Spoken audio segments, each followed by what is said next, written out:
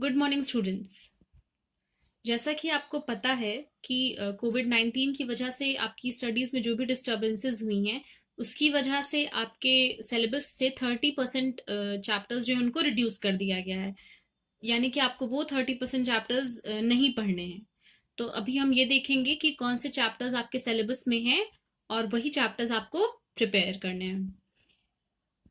ये जो सिलेबस हम डिस्कस करने जा रहे हैं ये इंग्लिश मीडियम और हिंदी मीडियम दोनों के लिए कॉमन है। तो देखते हैं कि हमने कौन कौन से चैप्टर्स फिनिश कर लिए हैं और कौन कौन से चैप्टर्स अभी हमें पढ़ना है। सबसे पहला यूनिट है नंबर सिस्टम, जिसमें कि हमने एक चैप्टर पढ़ा है रियल नंबर।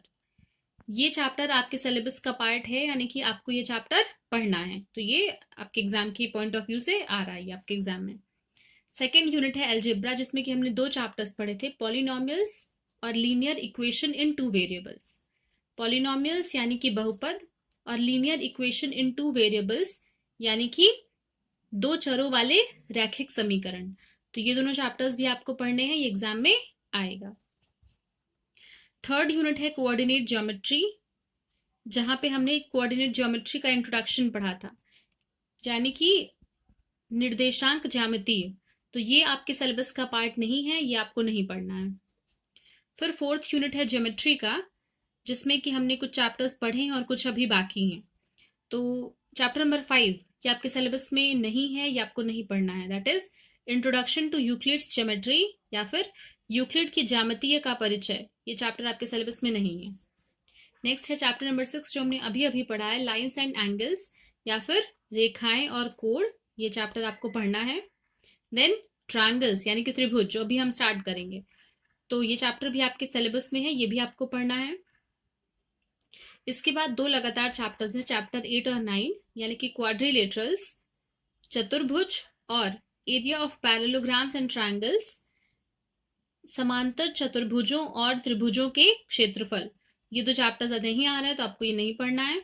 और जो 10th चैप्टर है वो है सर्कल यानी कि वृत्त। तो ये चैप्टर आपको पढ़ना है, ये आपके सिलेबस का पार्ट है। चैप्टर नंबर 11 है कंस्ट्रक्शंस यानी कि रचनाएं। तो ये चैप्टर नहीं आ रहा है, ये आपको नहीं पढ़ना है। अगली यूनिट है मेंसुरेशन। यूनिट 5 इज मेंसुरेशन, जिसमें कि दो चैप्टर्स हैं। पहला है हीरोन्स फॉर्मूला और अगला है सरफेस एरियाज एंड वॉल्यूम्स। तो हीरोन्स फॉर्मूला यानी कि हीरो के सूत्र। तो ये दोनों चैप्टर्स आपको पढ़ने ही हैं। सरफेस एरिया एंड वॉल्यूम यानी कि पृष्ठीय क्षेत्रफल और आयतन। तो मेंसुरेशन से ये दोनों चैप्टर्स आपके सिलेबस का पार्ट है, ये आपको पढ़ना है। और जो लास्ट यूनिट है आपकी unit 6, that is statistics and probability. तो इसमें दो चैप्टर्स हैं, स्टैटिस्टिक्स और प्रोबेबिलिटी। जो पहला चैप्टर है यानी कि स्टैटिस्टिक्स सांख्यिकी, ये आपको नहीं पढ़ना है। और प्रोबेबिलिटी यानी कि प्रायिकता, ये आपको पढ़ना है। तो कुल मिला के कौन कौन से चैप्टर्स आपको पढ़ने हैं वो देख लेते हैं। रियल नंबर यानी कि संख्या पद्धति, पॉलिनोमियल्स यानी कि बहुपद, linear equation in two variables यानी कि दो चरों वाले रैखिक समीकरण। फिर उसके बाद आपको पढ़ना है लाइन्स एंड एंगल्स यानी कि रेखाएं और कोण, ट्रायंगल्स यानी कि त्रिभुज। फिर आपको पढ़ना है सर्कल यानी कि वृत्त। नेक्स्ट आपको पढ़ना है हीरोन्स फॉर्मूला यानी कि हीरोन के सूत्र, सरफेस एरिया एंड वॉल्यूम्स यानी कि पृष्ठीय क्षेत्रफल और आयतन। इसके बाद जो लास्ट चैप्टर आपको पढ़ना है वो है प्रोबेबिलिटी यानी कि प्रायिकता। तो ये तो हो गया आपके सिलेबस के बारे में कि वो चैप्टर्स जो कि आपको पढ़ने हैं। तो हम आज का लेक्चर स्टार्ट करते हैं।